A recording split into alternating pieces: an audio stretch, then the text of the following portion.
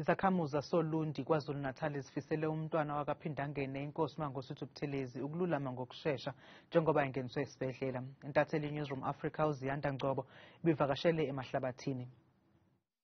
Sacela bandla alwe ngempela alwe sheyi ngoba sisamlindele ukuthi enze okukhulu kakhulu, so sicela ukuthi alwe.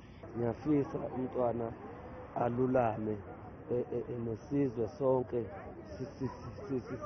simthandazise la akhona. Esikufunayo ukuthi akwazi ukuthi abe right njengoba nje senzela konke la oLundi esenzela nje okuhle, yabona. Ngifisa ngathi ngashesha usinde mntwana uphile nje ube indoda nathi siyinsizwa futhi. Somphakathi siphatheke kabi umntwana waKwaphindangene, siyamthanda simfisela okuhle ngathi ngalulama nokuba buthakathaka bengcono.